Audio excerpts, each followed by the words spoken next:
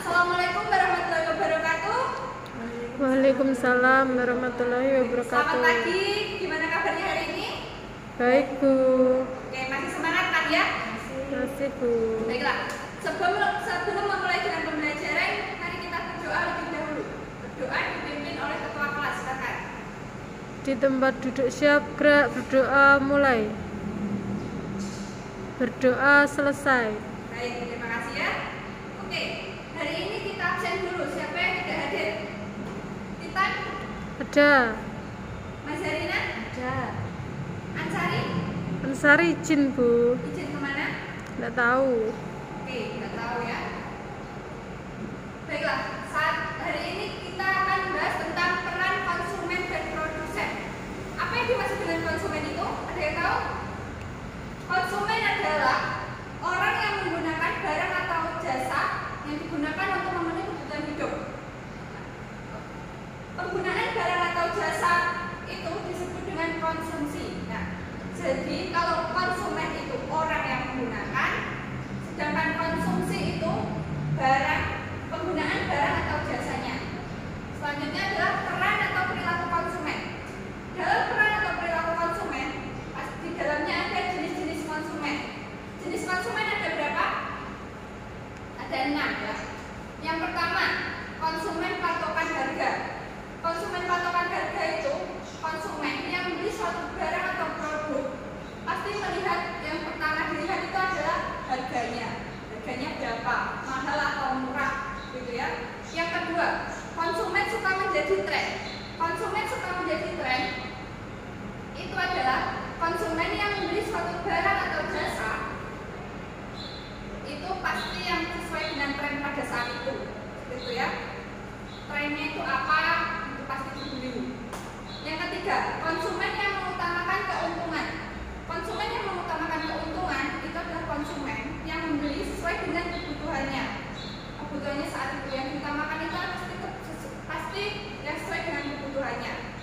Yang ketiga, yang keempat, konsumen yang mengutamakan kualitas. Nah, kalau konsumen yang mengutamakan kualitas itu tadi, konsumen yang melihat suatu barang atau produk pasti dia dilihat yang pertama adalah kualitasnya gimana, kualitasnya bagus atau tidak, seperti itu ya.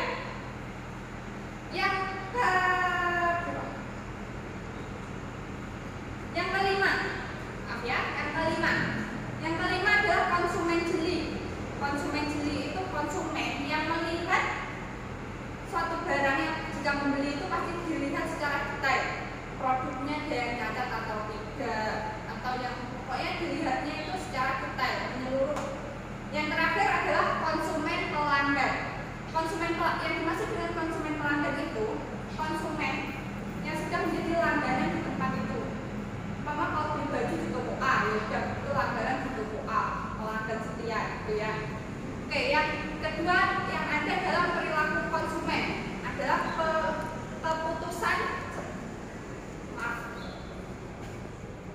keputusan pembelian konsumen. Keputusan pembelian konsumen itu ada berapa? Ada 5. Oke. Yang pertama, apa yang pertama? Ada yang tahu? Yang pertama adalah menyesuaikan kebutuhan.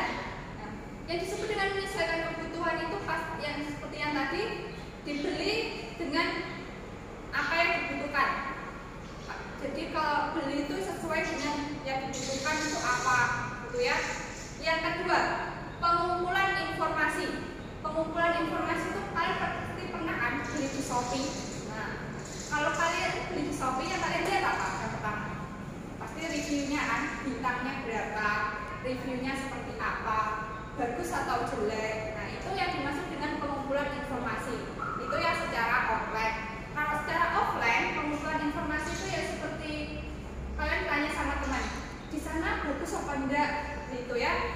Yang ketiga, penilaian. Nah, kalau kalian membeli kalau kalian waktu membeli baju, pasti kan mengajak keluarga atau mengajak teman. Nah, waktu itu kalian tanya sama teman, ini gimana, bagus apa enggak, cocok apa enggak, warnanya bagus apa enggak, gitu.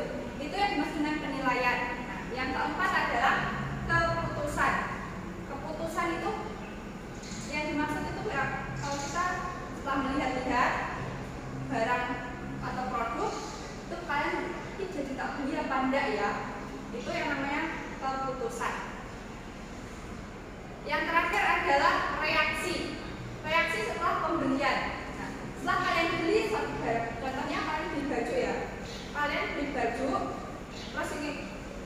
apa enggak ya? Menyesal apa enggak beli itu? Itu. Baik, kita kan tadi sudah bahas konsumen. Ada pertanyaan sampai sini? Tidak, Bu. Baik, saya lanjutkan ya. Tadi kan sudah membahas konsumen. Sekarang kita membahas tentang produsen. Apakah yang dimaksud dengan produsen? Produsen adalah orang yang menghasilkan barang atau jasa. Sedangkan barang atau jasa yang kegiatan yang menghasilkan barang atau jasa itu disebut dengan produksi. Jadi kalau produsen itu orang yang menghasilkan, kalau produksi itu kegiatan yang menghasilkan barang atau jasa yang digunakan untuk memenuhi kebutuhan hidup. Oke, sekarang peran produsen. Apa saja peran produsen? Apa saja peran produsen? Ada yang tahu?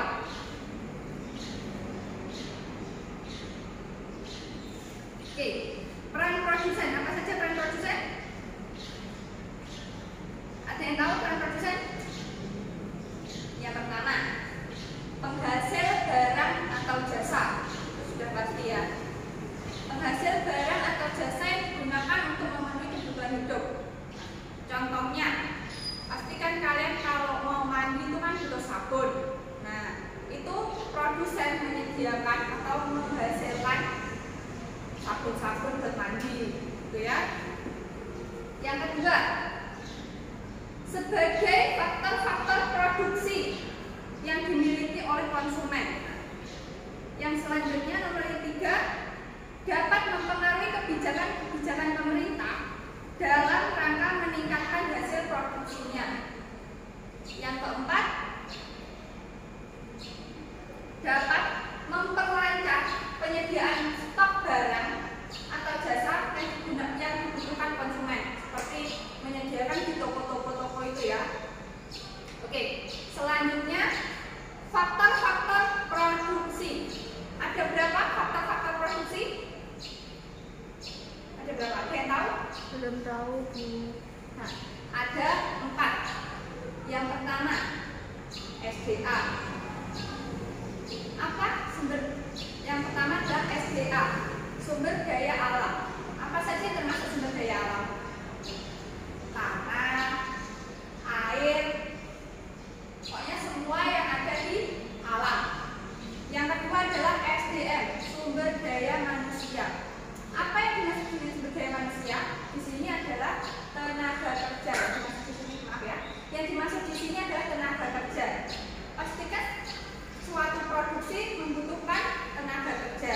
Nah, tenaga kerja itu dimaksud dengan SDM.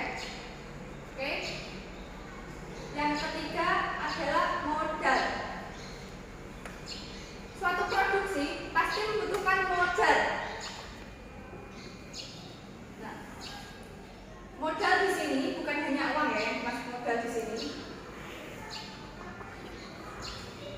Yang dimaksud modal di sini bukan cuma uang, tapi alat-alat yang digunakan untuk produksi itu juga termasuk dengan modal.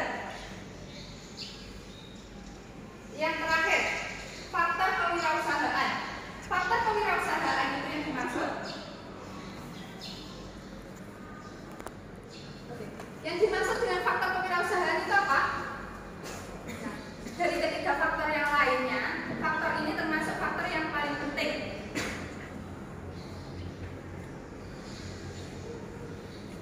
Faktor ini adalah faktor yang paling penting. Karena apa? Karena jika sudah punya faktor produksi, sudah punya SDA, sudah punya SDM, sudah punya modal, tapi tidak punya pengelola atau pengkoordinasinya, itu juga akan sulit ya. Karena suatu produksi pasti membutuhkan koordinasi. Nah, sedangkan koordinasi ini bukan cuma butuh skill, bukan cuma butuh keinginan, tapi juga butuh skill, kemampuan. Itu sangat dibutuhkan juga ya. Oke, sampai sini ada pertanyaan? Belum, Bu. Baiklah. Oke, hari ini karena sudah saya terangkan ya